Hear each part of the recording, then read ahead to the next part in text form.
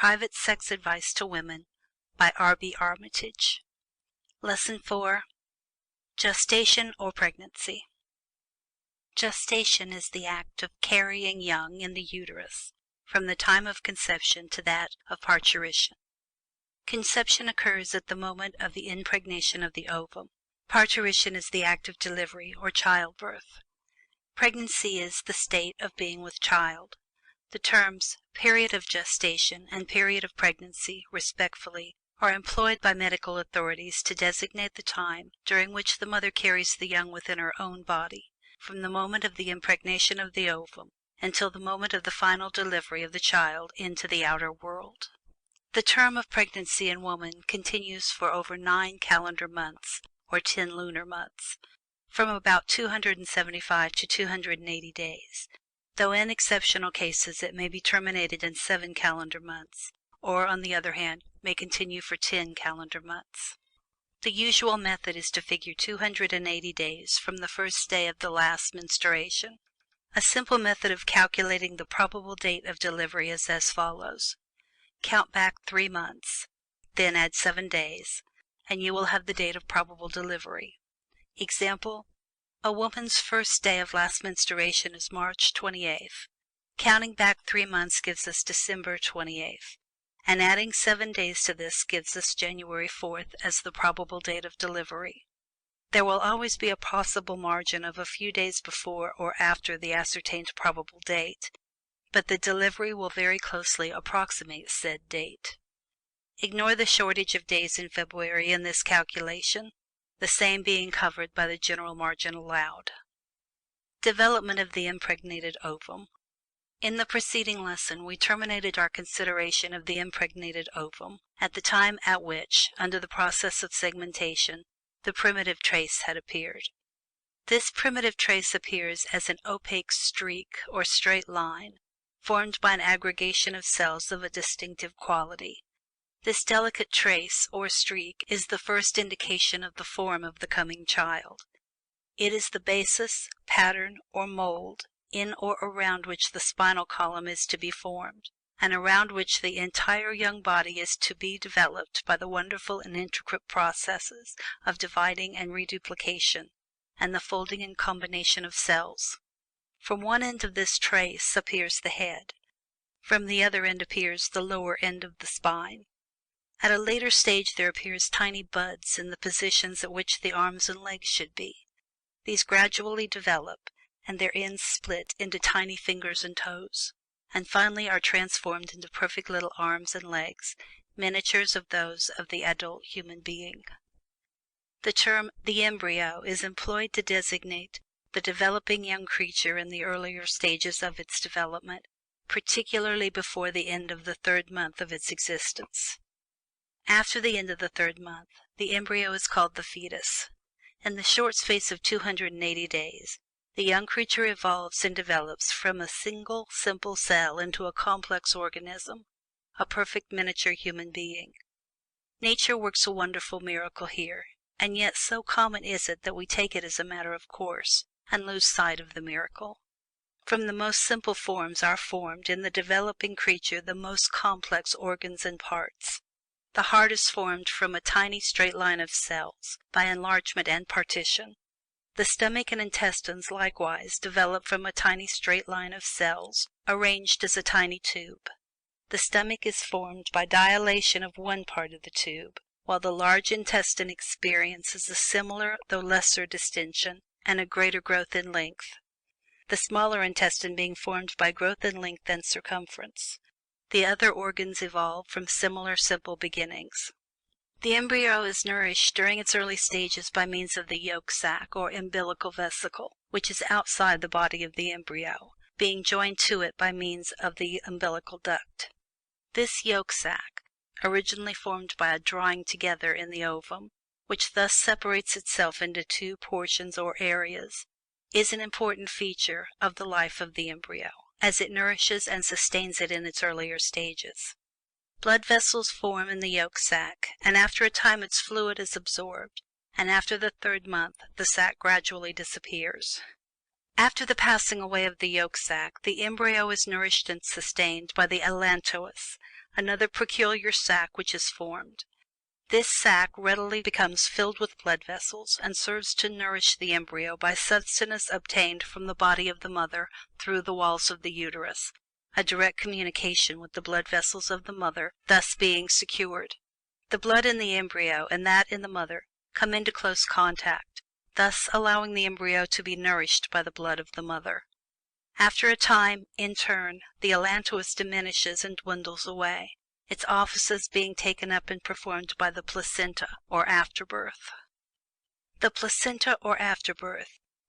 The placenta or afterbirth is a round, flat substance or organ contained within the uterus, by which communication and connection is established and maintained between the fetus and the mother by means of the umbilical cord.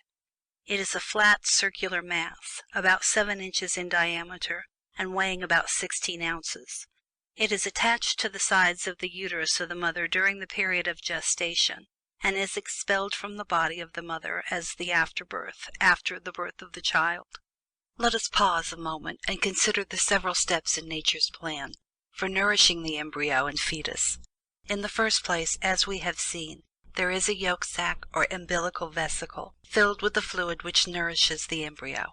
This gradually disappears in time and is replaced by the allantois, which, by connection with the walls of the uterus, is enabled to nourish the fetus from and by the blood of the mother. For a short time, however, the embryo is nourished by both the yolk sac and the allantois. Then the allantois assumes the entire task and the yolk sac passes away. Then, later, the placenta replaces the allantois, and the latter passes away, as did its predecessor. The placenta works along the same general lines as the allantois, but in a far more complex way and with a much higher degree of efficiency, as we shall see presently. The placenta is connected with the body of the fetus by what is known as the umbilical cord. The umbilicus, or navel, in the human being marks the place at which the umbilical cord entered the body of the fetus, from which it was severed after the birth of the child. The process of the umbilical cord is to contain and support the umbilical arteries and veins through which the fetus obtains nourishment from the placental substance, and through which the return blood flows. The rich red arterial blood is carried from the placenta to the fetus, and is then distributed over the body of the fetus, nourishing and building it up. The dark venous blood, laden with the waste products of the body of the fetus, is carried back to the placenta, there to be repurified and rendered again rich and nourishing. The story of the circulation of the blood of the fetus is most interesting. Although the fetal blood is derived from that of the mother, as we have said, yet the maternal blood does not pass directly from the circulatory system of the mother into that of the fetus, nor does the blood of the fetus return directly into the circulatory system of the mother. In fact, the fetal blood never comes in direct contact with that of the mother, or vice versa. The fetus has an independent circulatory system of its own, and yet, at the same time, from the moment of the placental connection until the moment of childbirth, all its nourishment is derived from the mother. The secret of the above paradoxical statement is made apparent when we understand the meaning of the scientific term osmosis. Osmosis is the passage of a fluid through a membrane. It is a chemical process, caused by the chemical affinity between two liquids or gases separated one from the other by a porous diaphragm or substance. In the process of osmosis in the case before us, the fetal blood takes up nourishing substances and oxygen from the blood of the mother, and passes on to the other the waste products of the fetal system, by means of passing these substances through the thin porous membrane, which separates the two independent systems of blood vessels, i.e., the system of the fetus and that of the mother. Before birth, in fact, the fetus has its blood nourished and oxygenated by means of the food partaken of by its mother, and the oxygen taken in by the mother in her breathing. After its birth, the infant eats and breathes for itself, and thus nourishes its blood supply directly, instead of receiving it indirectly from the mother. The placenta begins to be formed about the 3rd month of gestation, and continues to develop steadily from that time. At the time of the delivery of the child, the placenta covers nearly or quite 1/3 of the inner space of the distended uterus of the mother. The total afterbirth consists of the placenta, the umbilical cord, and the remaining membranes of the ovum, all of which are expelled after the birth of the child. The amnion. An important appendage contained in the uterus in connection with the developing fetus is that known as the amnion. This is an inner sac which forms within the womb, and which serves to enclose the fetus and also to sheath the umbilical cord. The amnion encloses the embryo very snugly during the early stages of its development, but it gradually becomes distended with a pale, watery fluid known as the amniotic fluid, the purpose of which is to float the fetus and to give it mechanical support on all sides. This fluid is composed of water containing in solution small quantities of albumin, urea, and salt. Sex in the embryo and fetus. It is impossible to determine the sex of the embryo during its early stages. During the 4th week the first traces of the sexual glands appear, but not until the 5th week can the sex be determined even by the microscope.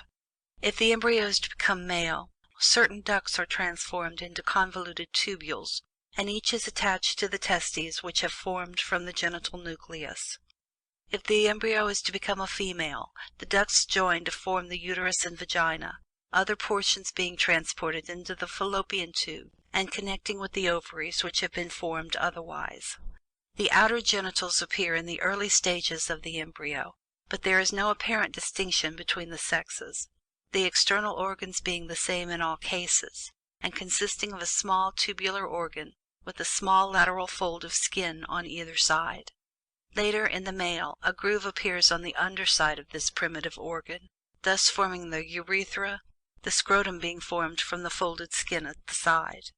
In the female, the primitive organ ceases to develop as in the male, and thus becomes proportionately smaller and evolves into the clitoris of the female, the two lateral folds on each side being transformed into the labia majora, or outer lips of the female external genitals. Position of the fetus. During the period of gestation, the fetus lies curled up in the bag of the amnion. The head is usually relaxed and inclined forward, the chin resting on the breast. The feet are bent up in front of the legs bent up on the thighs, the knees separated from each other, but the heels almost touching on the back of the thighs, the arms bent forward, and the hands placed between them as though to receive the chin between them. The folded up uterus forms an oval, the longest diameter of which is about 11 inches at its greatest stage of growth. Nature here shows a wonderful ability to pack the fetus into as little space as possible, and in such a position as to protect it from injury, and to discommode the mother as little as possible. The following interesting statement made by Helen Idelson, M.D., in a European medical journal several years ago, gives a very clear idea, expressed in popular terms, of the appearance and characteristics of the embryo or fetus in the various stages of its development. The growth of the embryo, after fecundation, is very rapid. On the 10th day, it has the appearance of a semi-transparent grayish flake. On the 12th day, it is nearly the size of a pea, filled with fluid, in the middle of which is an opaque spot, presenting the first appearance of an embryo, which may be clearly seen as an oblong or curved body, and is plainly visible to the naked eye on the 14th day. The 21st day the embryo resembles an ant or a lettuce seed. Many of its parts now begin to show themselves, especially the cartilaginous beginnings of the spinal column, the heart, etc. The 30th day the embryo is as large as a horsefly, and resembles a worm bent together. There are as yet no limbs, and the head is larger than the rest of the body. When stretched out it is nearly half an inch long. Toward the 5th week the heart increases greatly in proportion to the remainder of the body, and the rudimentary eyes are indicated by two black spots towards the sides. The heart exhibits its external form, bearing a close resemblance to that in an adult. In the 7th week bone begins to form in the lower jaw and clavicle. Narrow streaks on each side of the vertebral column show the beginning of the ribs. The heart is perfecting its form, the brain enlarging, and the eyes and ears growing more perfect, and the limbs sprouting from the body. The lungs are mere sacs, and the trachea is a delicate thread, but the liver is very large. In the 7th week are formed the renal capsules and kidneys. At 2 months the forearm and hand can be distinguished, but not the arm. The hand is larger than the forearm, but it is not supplied with fingers. The distinction of sex is yet difficult. The eyes are prominent. The nose forms an obtuse eminence. The nostrils are rounded and separated. The mouth is gaping, and the epidermis can be distinguished from the true skin. The embryo is from 1/2 to 2 inches long, the head forming more than 1/3 of the whole. At the end of 3 months, the eyelids are distinct but shut, the lips are drawn together, the forehead and nose are clearly traceable, and the organs of generation prominent. The heart beats with force, the larger vessels carry red blood, the fingers and toes are well defined, and the muscles begin to be developed. In the 4th month the embryo takes the name of fetus. The body is 6 to 8 inches in length, the skin has a rosy color, and the muscles produce a sensible motion. The fetus born at this time may live several hours. At 5 months the length of the body is from 8 to 10 inches. At 6 months the length is 12 1/2 inches. The hair appears on the head, the eyes closed, the eyelids somewhat thicker, and their margins as well as their eyebrows are studded with very delicate hairs. At 7 months every part has been increased in volume and perfection. The bony system is nearly complete, length 12 to 14 inches. If born at this period, the fetus is able to breathe, cry, and nurse, and may live if properly cared for. At 8 months the fetus seems to grow rather in length than in thickness. It is only 16 to 18 inches long, and yet weighs from 4 to 5 pounds. The skin is very red and covered with down and a considerable quantity of sebaceous matter. The lower jaw, which at first was very short, is now as long as the upper one. Finally, at term, 9 months, the fetus is about 19 to 23 inches long, and weighs from 6 to 8 pounds. The red blood circulates in the capillaries, and the skin performs the functions of perspiration. The nails are fully developed. Another writer says, "There is a superstition that a child born at 8 months is not as liable to live as if born at 7 months. Indeed, many suppose that an 8 months child never survives. Facts do not prove this idea to be correct.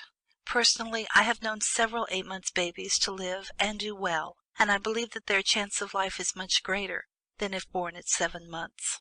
Children born in the 7th month of gestation are capable of living, though great care is required to rear them for the first few months after birth.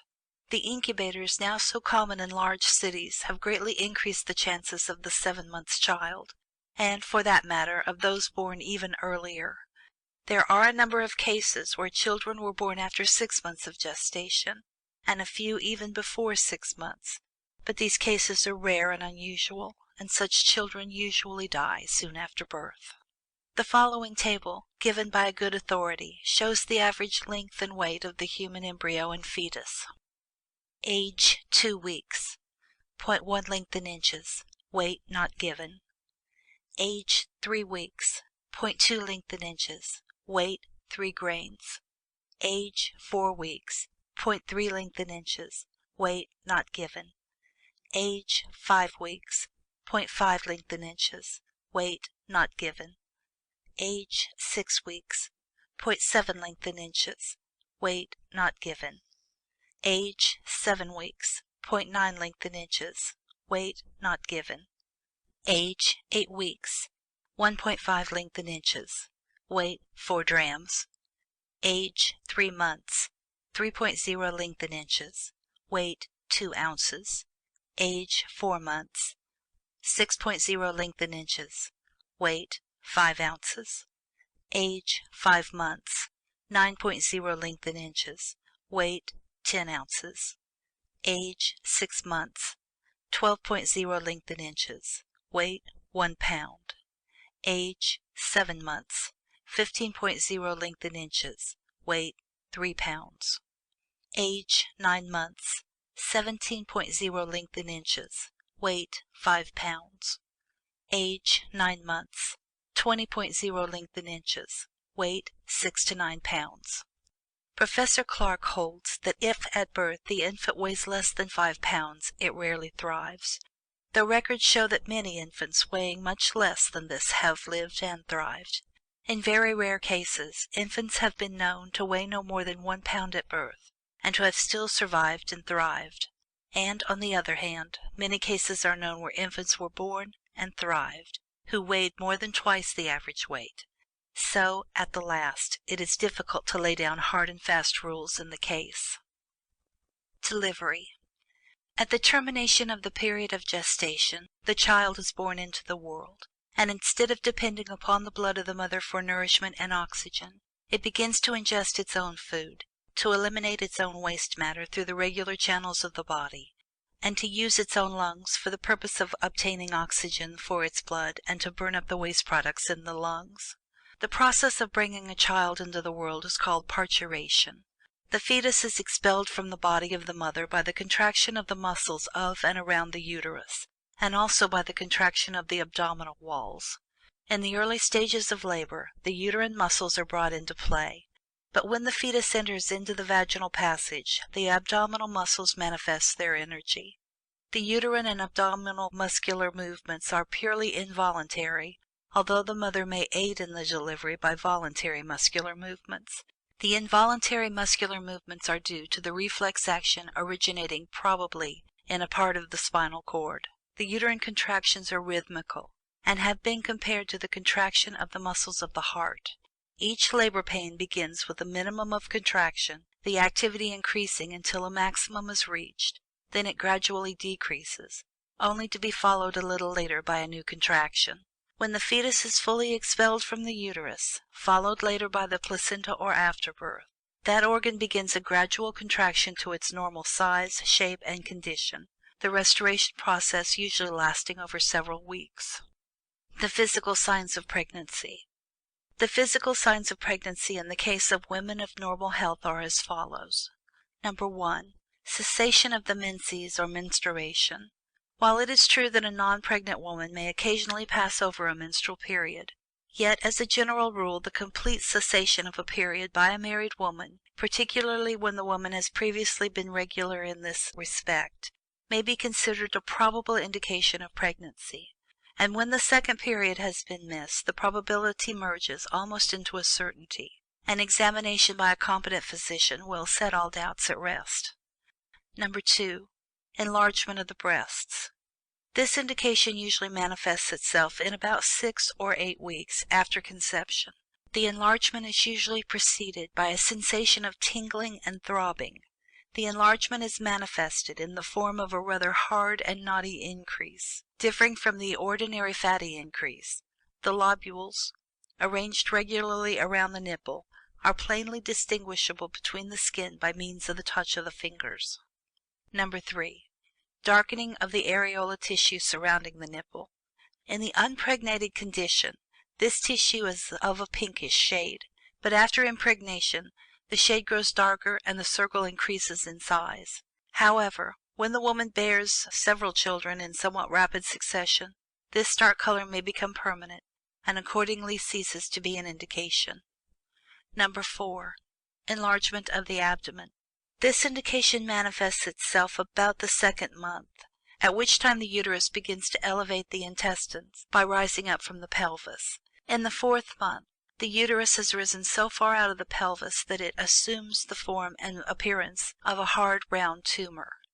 The entire abdomen then begins to enlarge.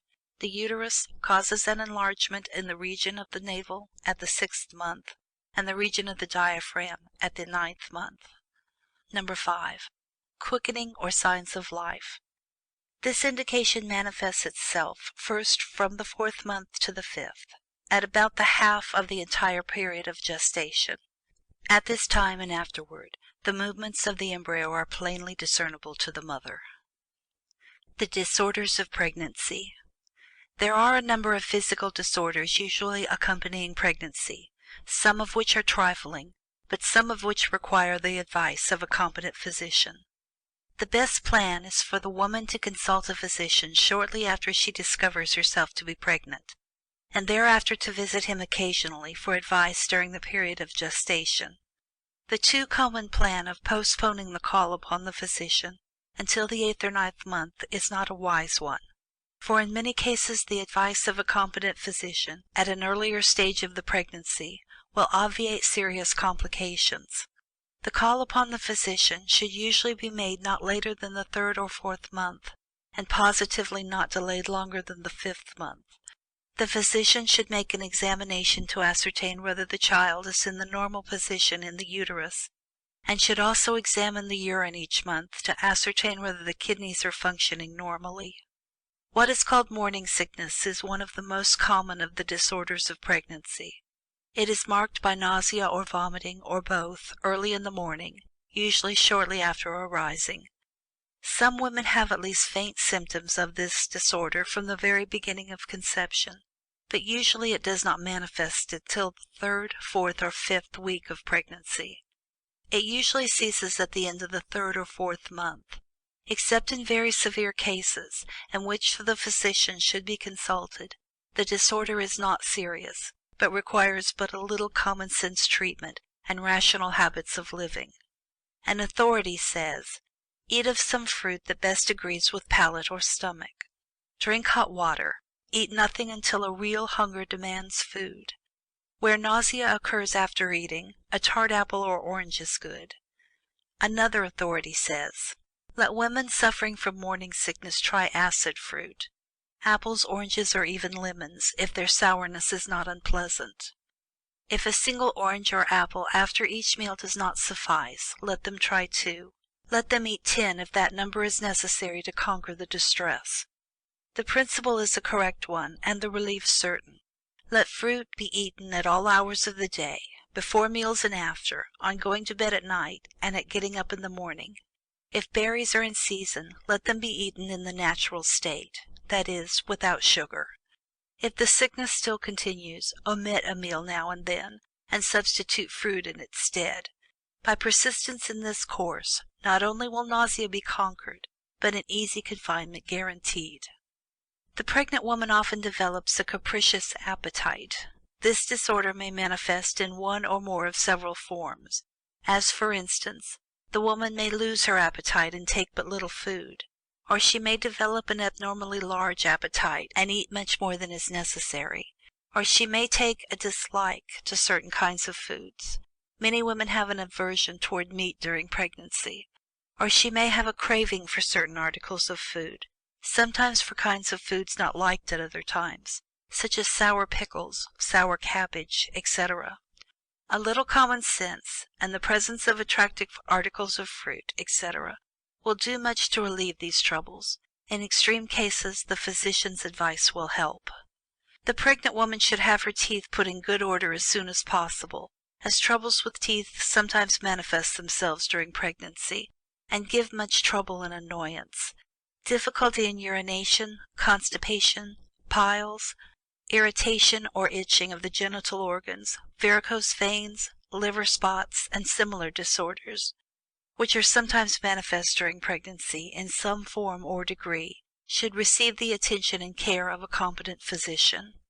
The following advice from a competent authority is worthy of being followed. If everything is satisfactory, if there is no severe vomiting, kidney trouble, etc., the usual mixed diet may continue. The only changes I would make are the following: drink plenty of hot water during the entire time of pregnancy, a glass or two in the morning, 2 or 3 glasses in the afternoon, the same at night. From 6 to 12 glasses may be consumed. Also plenty of milk, buttermilk, and fermented milk. Plenty of fruit and vegetables. Meat only once a day. For the tendency to constipation, whole wheat bread, rye bread, bread baked of bran, or bran with cream. As to exercise, either extreme must be avoided. Some women think that as soon as they become pregnant they must not move a muscle. They are to be put in a glass case and kept there until the date of delivery. Other women, on the other hand, of the ultramodern type, indulge in strenuous exercise and go out on long fatiguing walks up to the last day. Either extreme is injurious. The right way is moderate exercise and short, non-fatiguing walks. Bathing may be taken up to the day of the delivery, but warm baths, particularly during the last 2 or 3 months, are preferable to cold baths. Childbirth. The first indication of approaching delivery of the child is that of the descent of the child into the pelvis of the mother, from its former position up near the diaphragm. When this occurs, the mother usually experiences a feeling of relief and a greater ease in breathing because of the relaxation of the former pressure on the diaphragm. Sometimes this occurs several days before delivery, while in other cases it occurs only a few hours before delivery. There usually occurs about the same time a slight discharge of mucus, tinged with blood. The latter is called the show, and is caused by the unsealing of the mouth of the womb, and indicates that the uterus is preparing to discharge its contents. Labor in childbirth consists of 3 stages. In the first stage, the uterus alone contracts, and the mouth of the womb dilates. In the second stage, the abdominal muscles assist the uterus in expelling the child. In the third state, the placenta, afterbirth, and membranes are expelled.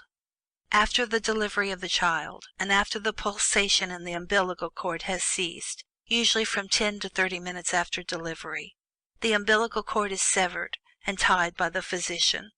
In natural labor, the expulsion of the afterbirth occurs from within a few minutes to an hour after the delivery of the child.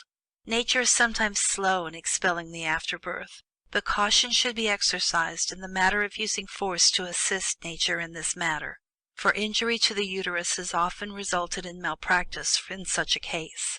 The afterbirth is not firmly attached to the womb, but is like the peel of an orange which nature sloughs off in time. End of section 4.